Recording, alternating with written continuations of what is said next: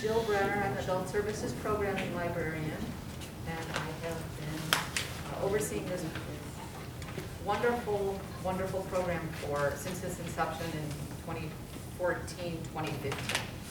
So I'm really, really thrilled and excited to have you all here. If you've seen any of the shows before, the group is just wonderful. And the plays that they picked are funny, which we all need some funny right now. So,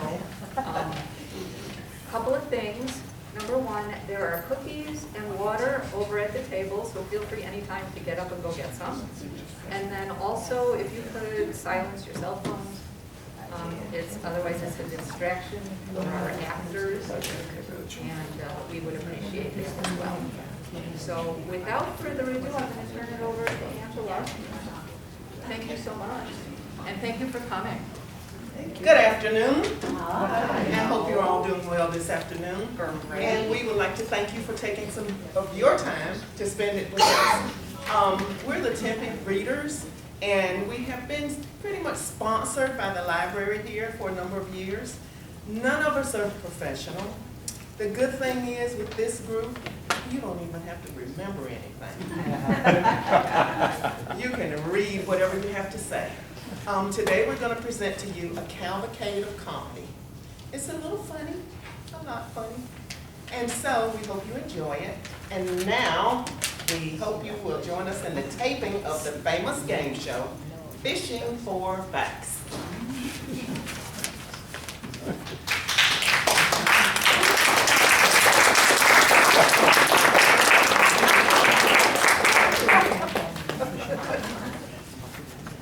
Greetings, ladies and gentlemen. Welcome to Fishing for Facts.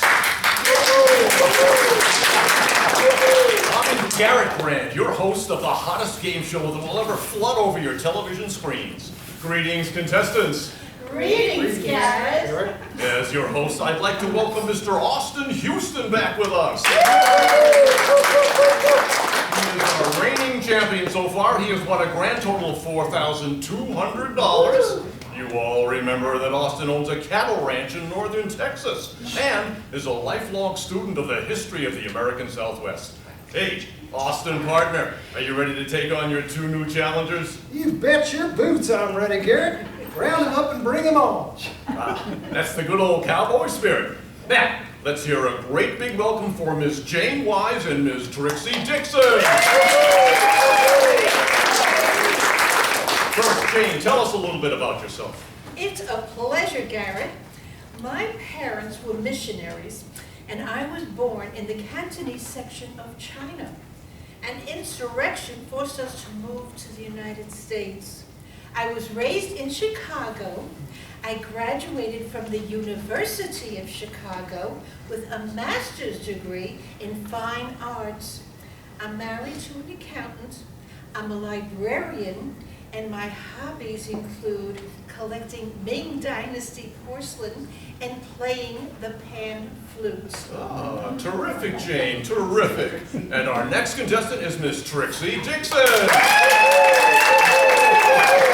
Trixie, how about helping us get to know you? Oh, man, where do I start? Oh yeah, I was born and raised about 30 miles outside of Pittsburgh. I'd have to say that I'm still technically married, but my husband, the dirty rat, cut out on me 25 years ago and left me with my sick mama. So I did what any self-respecting girl would do. I got a job and I supported us as an exotic dancer. And I was darn good at it too.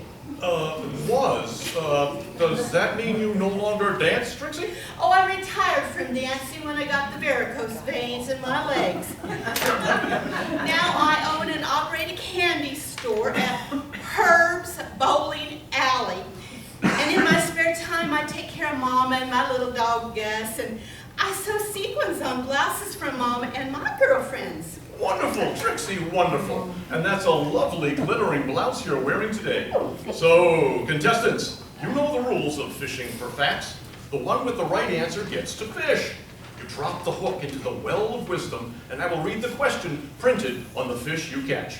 It's $100 for every correct answer. Oh, Morgan, I'd have to sell 100 bags of popcorn for that much money. Try to contain yourself, Trixie. Now, contestants, remember, there is a shark in that water, and whoever pulls him out gets to claim any other contestant's winnings. So, good luck. Okay, now, our champion goes first. Are you ready, Austin?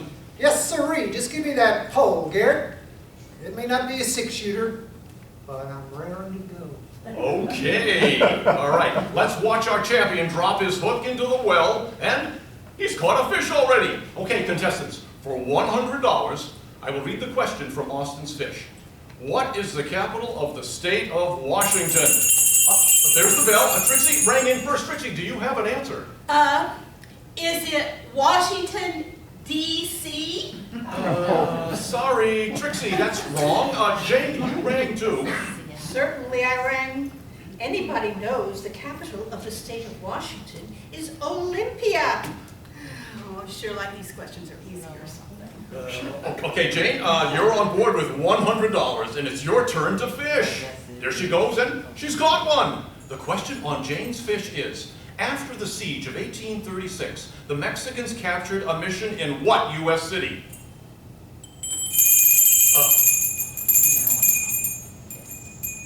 I got it. It's San Antonio, Texas, and it was the Alamo. Right you are, Austin, bringing your total to $4,300. Austin, fish again. And he's caught one. The question is, what English poet wrote in 1667 about Satan's rebellion against God? These questions are so easy. It was John Milton, and the work was Paradise Lost. Right you are, literary lady, for another $100. Smart Alex, she just thinks she's so smart just because she knew 2 answers. Okay, that's $200 for Jane, and she gets to fish again. Okay, and she's caught one. And her question is, name the highly developed civilization that existed in Central America when the New World was explored by Europeans. I guess I'll take a stab at it, Garrett. Maya? Did you say Maya, Trixie? No. I guess I did. Unbelievable, Trixie! The Maya civilization is right! That puts you on the board with $100. Okay, Maya, fish now. You certainly, Maya. Trixie is fishing, and she's caught one. The question on her fish is, what branch of the government is responsible for preventing counterfeiting of U.S. currency as well as protecting the president? Is it the Marines? Oh, I'm afraid not, Trixie. Jane, you rang in a close second. Of course I did. Anybody with half a brain knows it's the Secret Service. Right, it's the Secret Service. That's $300 for you, and it's your turn to fish again. And your question is, what express mail route was extremely hazardous to the carriers and lasted roughly only a year and a half? Hey, that's my kind of question. And it was the Pony Express. Right you are again, Austin, for a total of $4,400. Austin, drop your hook in. All right, and your question is, what material exists in all living cells and is enclosed by the plasma membrane? The material is protoplasm. Good work, brainy lady. You're on a roll for $400. Jane, drop your hook in. And your question is, the 46th state of the Union is bounded by the Red River on the south, the Ozark Mountains in the northeast, and... I got it. Got it? It's Oklahoma. I love these Southwest questions. You sure do know your regional facts, Austin. You're up to $4,500. Now, fish again. Okay, your question is, the earliest library known to man was a collection of clay tablets found where? I can answer these questions in my sleep. The Library of Clay Tablets was found in Babylonia in the 21st century BC. Well, this just ain't fair. These questions don't ask anything I know. There aren't too many questions about popcorn, Trixie. Trixie, just be patient and keep trying. Okay, Jane, you're up to $500, and I see you're going to spit. Yeah, I see you have your next fish. The question is, what class of animals breathe through gills, have jointed appendages, and horny outer skeletons? Their blood is Easy, so easy. They're crustaceans. What the heck is a crustacean?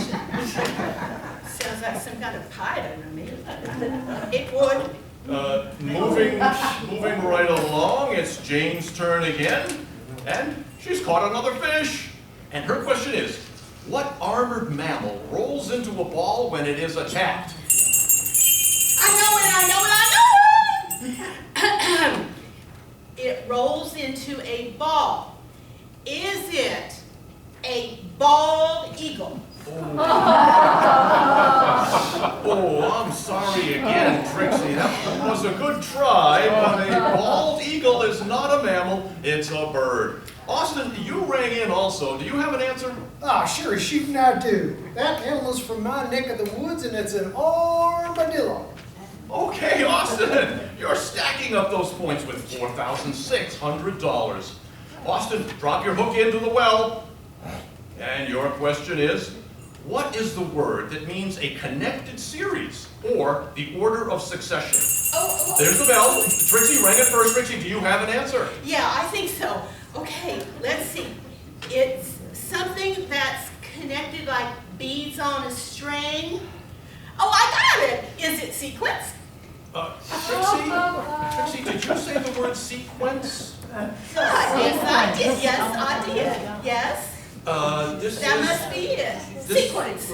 This is incredible. I don't believe it. Trixie Dixon does not give up easily. Okay, Trixie, it's your turn to fish. All right, Trixie drops her hook and stirs up the fish. She pulls out her hook and... I caught the shark! Oh, I caught the shark! Catching the shark means that Trixie can take away Austin's $4,600. Only twice before in the history of fishing for facts has a contestant who is bringing up the rear been able to claim such a huge pot from a champion. Trixie, what do you have to say about this turn of events? My mama will be so proud. And Austin, do you have anything you'd like to say to Trixie? Heck, I'll take it like a man. Congratulations, Trixie. I'm just glad I got my cattle and oil money to fall back on. I'd like to say something at the risk of sounding like a poor sport. Trixie, you are beyond a doubt the dumbest contestant I have ever seen in my life. You could fall into the well of wisdom and come up bone dry. A shark could bite off your head and have empty calories. How could someone as dumb as you get a reward of $4,600? Security! Security! That's it for today's episode! Thanks, see you all next week!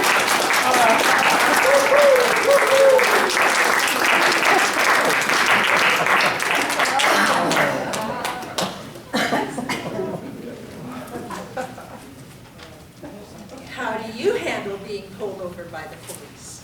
Let's see a good start.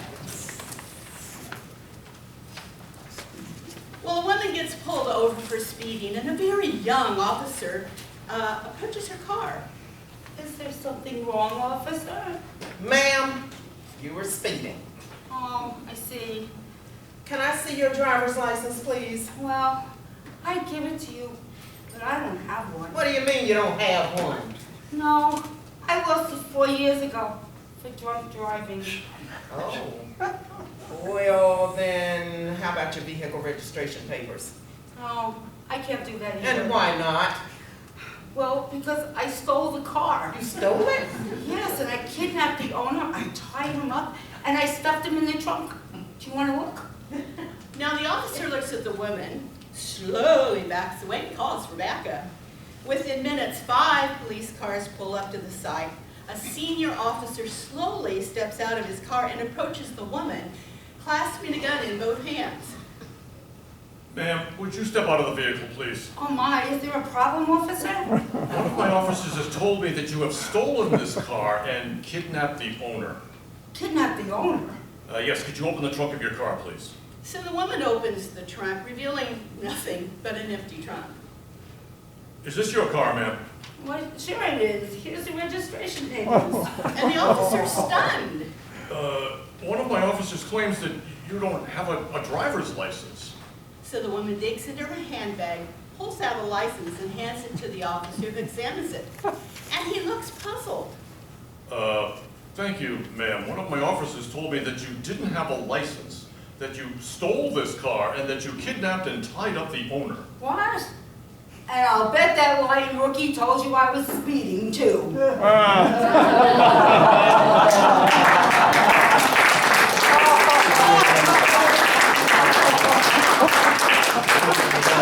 Now, let's join Roscoe and Wilma on their way to visit the loan officer's desk at the bank.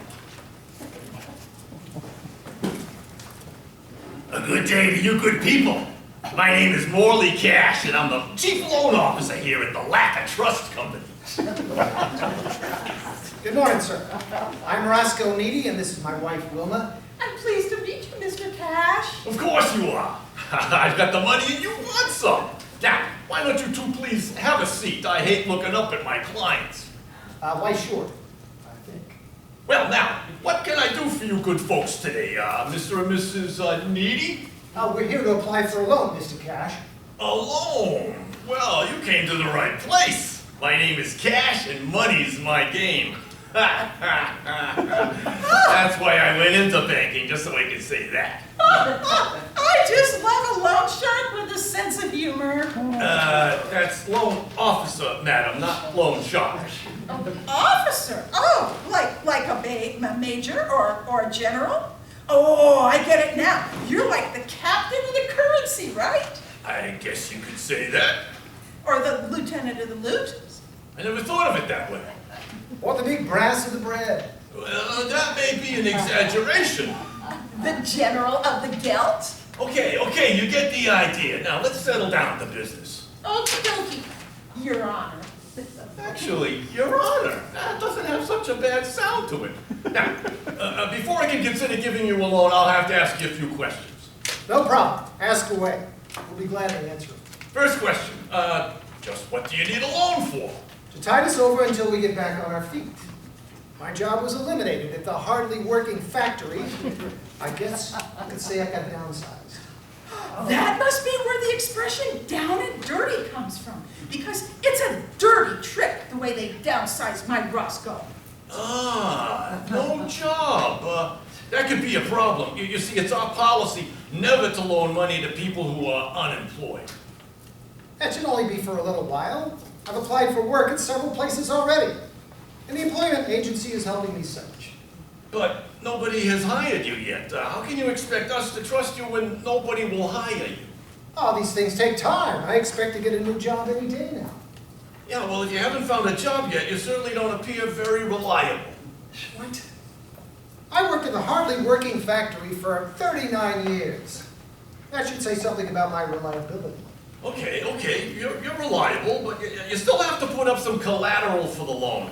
Can you give me something that we can take possession of for the term of the contract? Oh, of course we can. I mean, you give us the loan, and we'll open an account in your bank, okay? And we'll put all the money in there, and then all you have to do is check, and you'll see that we've got money in the bank. Are you going to build some of it? I'm sorry, that won't work. Do you have any personal references of people who can vouch for you? Do we have personal references? Are you kidding? I can give you a list a mile long of people who say we need a loan. I'm afraid you don't understand.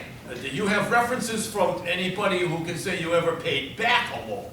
We would like you to have the honor of being the first. Just give us this loan and we'll list you as a reference right here on the application form.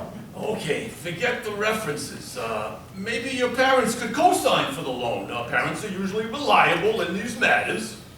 Mr. Cash, Roscoe and I both lost our parents many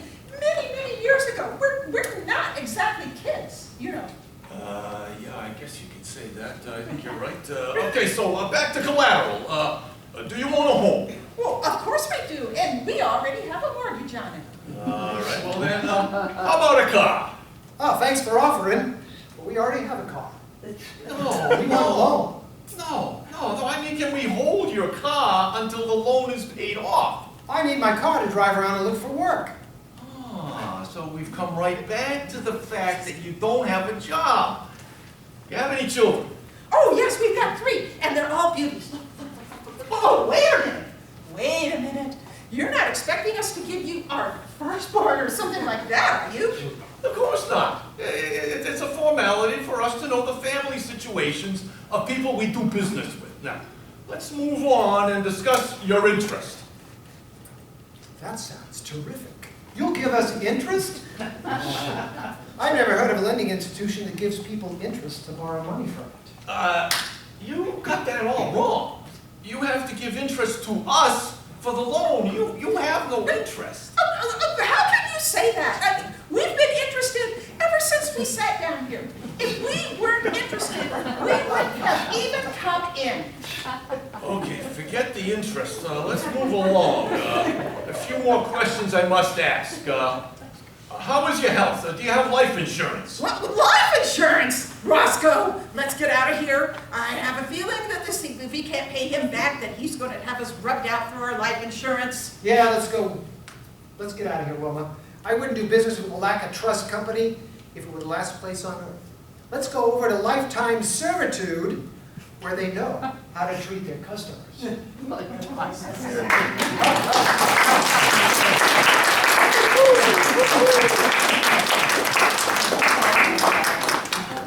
I have a question for you.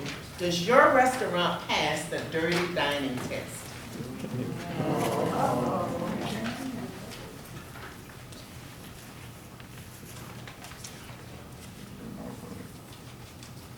Waiter, Yes? there seems to be some sort of animal in my soup. What kind of animal, sir? A hamster? Oh, I think you're mistaken, sir. You say there's a hamster in your soup? Yeah, I'd like a new bowl of soup, please. Oh, I'm sure if you look again, you're going to see that you've made a mistake. Look, I know I've made no mistake about it. There's a small, furry hamster drinking my soup. Now, would you please bring me a new bowl of soup? Oh, I know what must have happened here. That's not a hamster in your soup, sir. That's a guinea pig. The cook must have forgotten to take it out before he brought out your soup. What? Oh, yeah, we serve them in all the soups. If the guinea pig lives, then we know the soup is safe to eat. But if it dies, we know someone has poisoned the soup. Well, that's gotta be the stupidest thing I've ever heard. This creature is beating me to my soup. He's finished almost all of it. I certainly don't care to share my soup with some guinea pig. Well, just be thankful it wasn't poisoned. And is poison soup a common occurrence at this restaurant?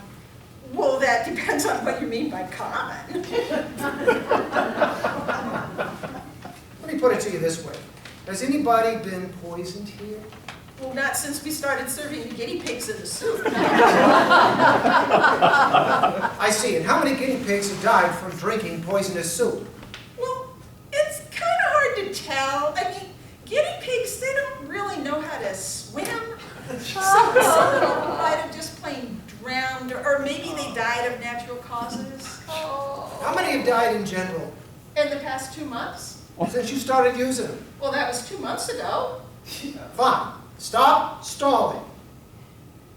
How many guinea pigs have died in your soup? 25.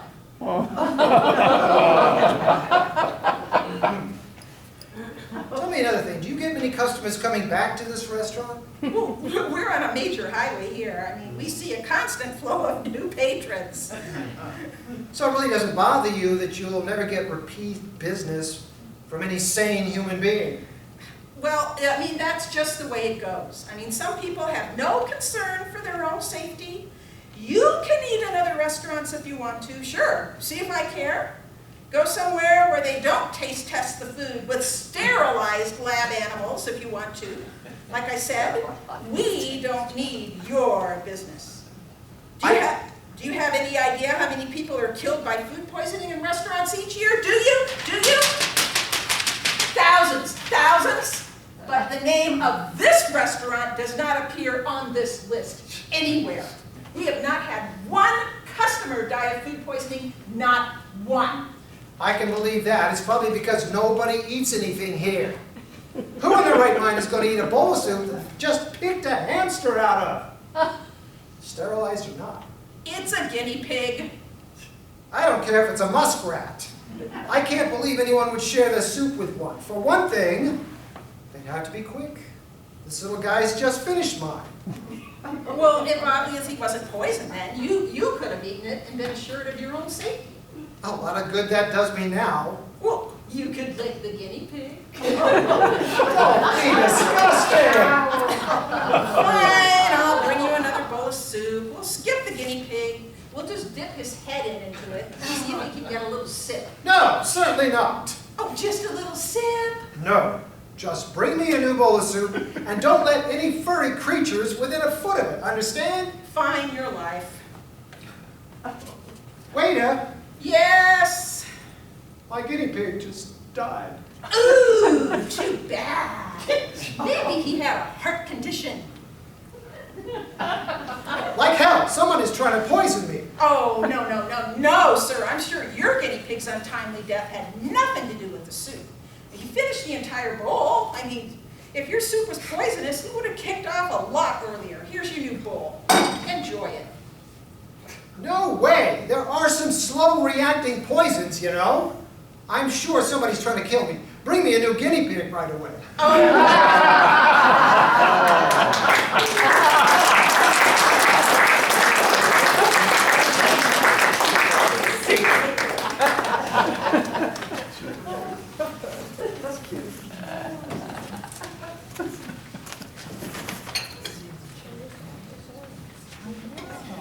Now, let us visit Madame Zorina's salon, where 3 troubled souls have come to commune with Madame Zorina, the knower of all things, the seer of all sights, and the solver of all problems.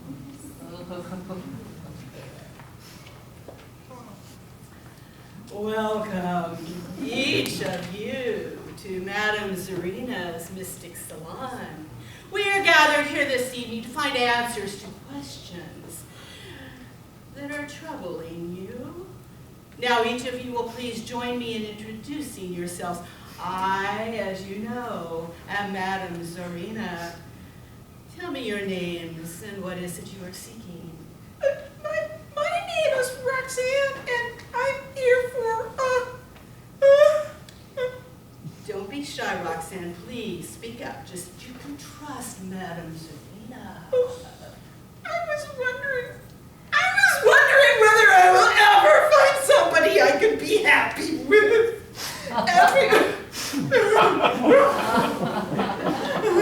Everybody seems to have somebody, and I'm not getting any younger, you know. If there's a man for me, can you help me find him, Zorina? Oh, a good question, Roxanne. A good question. When Zorina goes into her trance, she will search for that answer. I hope you can find me. Help, Zorina. I have so much to offer. I can make a man very, very happy. Madame Zorina will search, and perhaps she can make 2 people happy for the price of 1.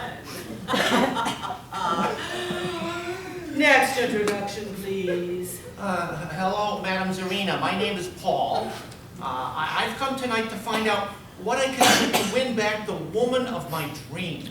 Now, this woman, Paul, did you have a fight with her? No, not a fight. She left me for another. She told me he makes her feel young again. I have a good job and I could give her a comfortable life, but that's not enough for her. Ah, Paul.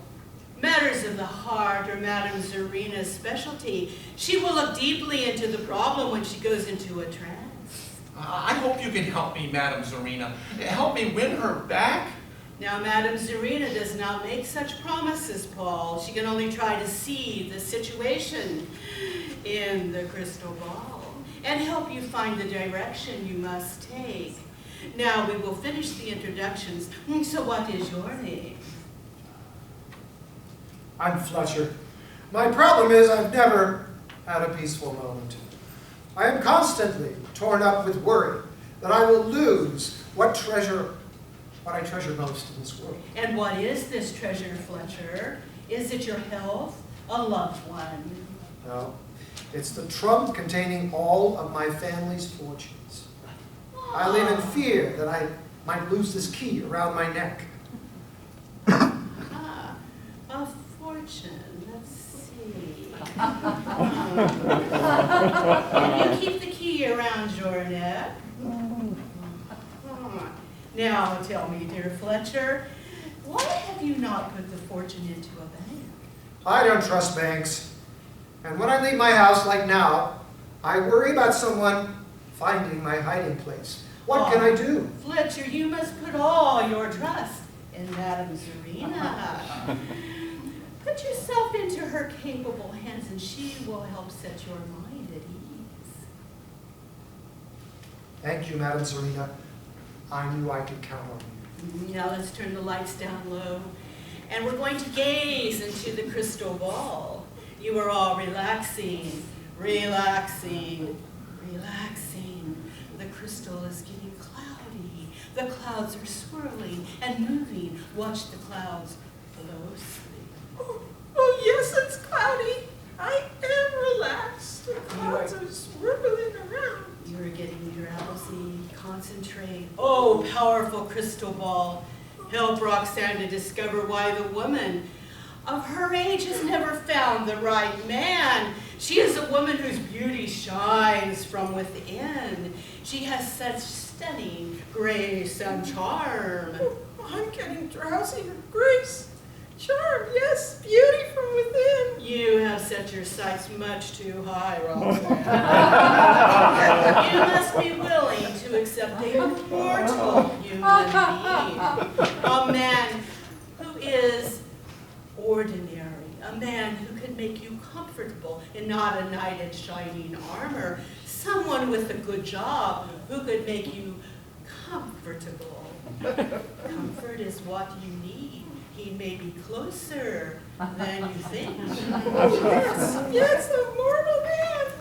Drowsy, closer than I think, set sights lower. Someone whose hand you can hold when you are lonely. Closer than I think. Paul, you have come to Madame Zarina because your heart is broken. Keep holding on to Roxanne's hand. Paul, you say the woman you love prefers another. How sad for her. You have a good job, and you can make a woman comfortable. Yes, you deserve better than her. You deserve someone with grace and charm, whose beauty shines from within. I'm so drowsy. The crystal is so cloudy. Yes, I deserve better. Beauty from within. Paul, you are getting very sleepy. Look deeply into the crystal ball. You will find a woman whose hand is warm to hold. Someone who appreciates a good man for his qualities. Look deeply into the crystal ball and see if there is a woman of grace and charm waiting for you. Grace, charm. Close your eyes, Paul, and concentrate. Madame Zarina predicts that soon you will discover a real woman who could make a man happy. Someone whose hand is warm to hold. Yes, yes, look around you, Paul. She's close to you now. There, in the crystal, in the clouds. I think I see her. She seems so close yet so far away. Oh no, Paul, she is not far away. Look around you. I see her. Why, it's Roxanne. There's a beauty shining from within your eyes that I have seen in no other woman. Roxanne, will you be my wife? Oh, Paul, I thought you'd never ask. It is Madame Serena's pleasure to help solve those problems. For now, Fletcher, look into the crystal ball, Fletcher. See the swirling clouds and place your trust in Madame Serena. Yes, Madame Serena, you have such a soothing voice, one that invites trust. I only wish I could trust others as I am beginning to trust. Ah, Fletcher, it's not necessary to rush things. For now, just be content to place all your trust in Madame Serena. As long as that key remains around your neck, she will not let you out of her protection. Put your hand in mine and let us drift deeper into the clouds of the crystal. I'm trying. So sleepy. My key is getting heavy. Fletcher, concentrate. Look deeply into the crystal ball and trust her. The key you wear is a burden to you. It is getting heavier and heavier, and it is a constant reminder of the trunk you wish to protect. Your neck is getting tired from the weight of it. The first thing to freedom is to take it off and let Serena hold it for you. Yes, it is getting heavy. Hold it for me for a moment, Serena. Yes. Fletcher, keeping the hiding place for the trunk a secret is such a burden. Tell Serena where you keep that trunk. Fletcher, tell her, and your worries will just drift away like the clouds in the crystal ball. I'm finally so relaxed, Serena. I'm at ease for the first time in years. Maybe I'll just put that treasure into a bank and then I can stop worrying. I'm falling asleep now. Not yet. Thank you, Serena. Not yet. You can't fall asleep yet, you fool. Not until you tell me where to find the trunk. I've overdone it again.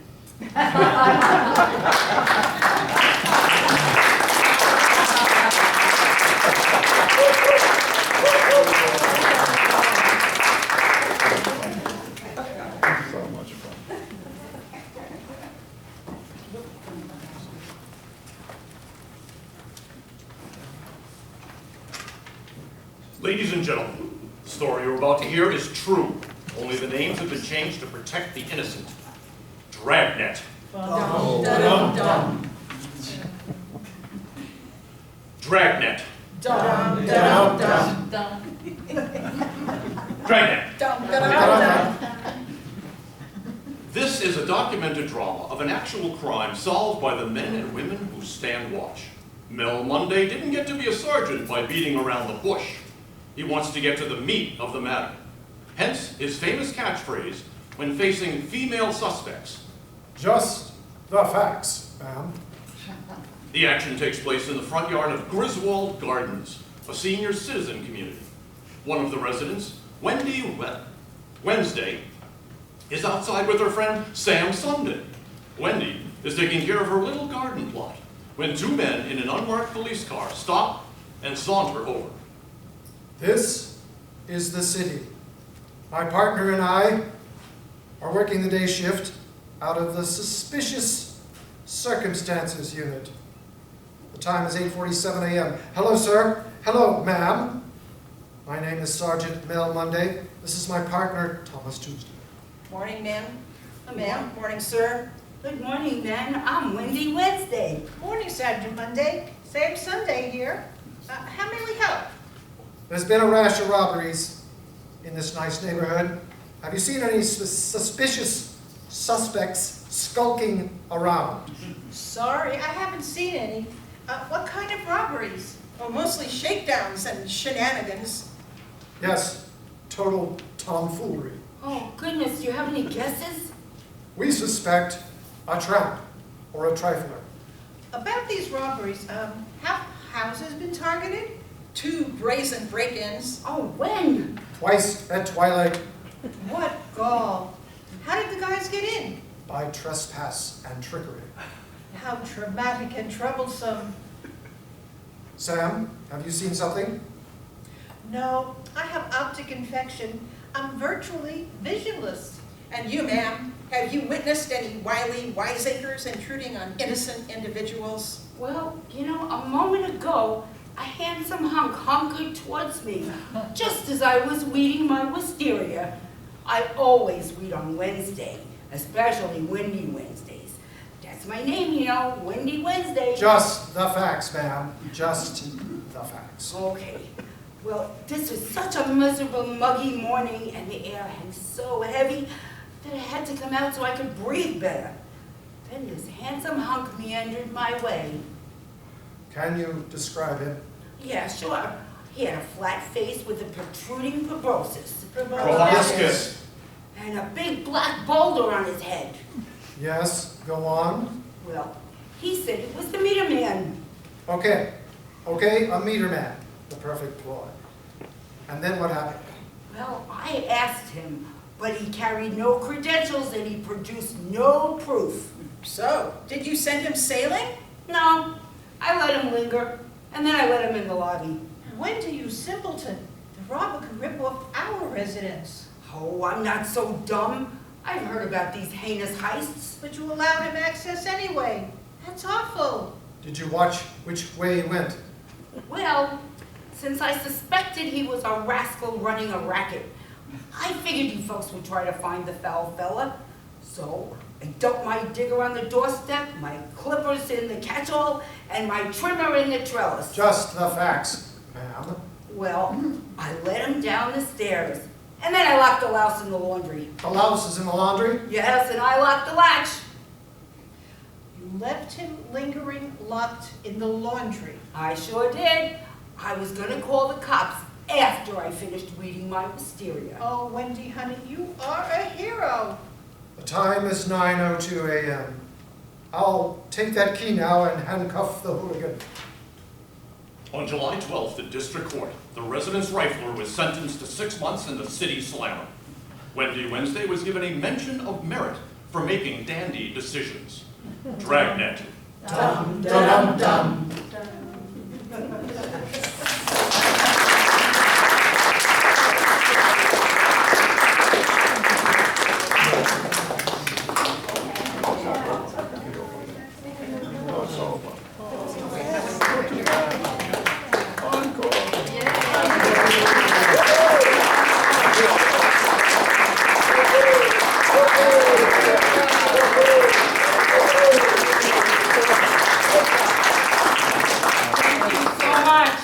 I'd like to introduce our group. We have Paulette, Shelby, Shannon,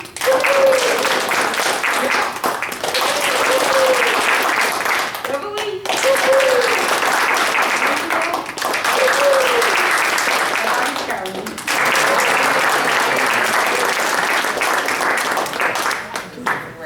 I want to take this moment to recognize a member of Reader's Theater. She has been with the group since the inception, and we love her very much. And she is a very special lady to us. She came to us, and she's had a variety of roles, and she has chosen and done her characters very, very well. And we would like to honor Rachel Baranek.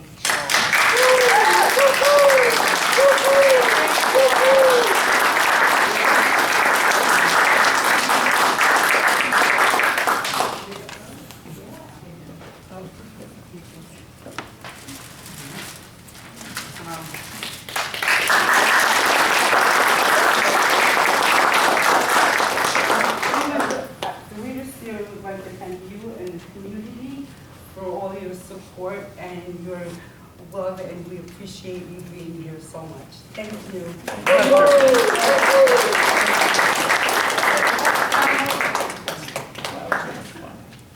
These are for you, Karen.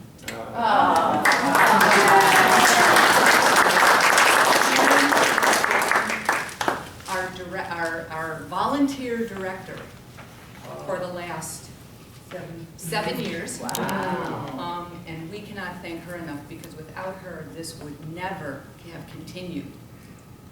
So thank you very much, Karen. Thank you. And thank all of you. You guys are wonderful, and it's just a pleasure to have you at the library. Thank you so much.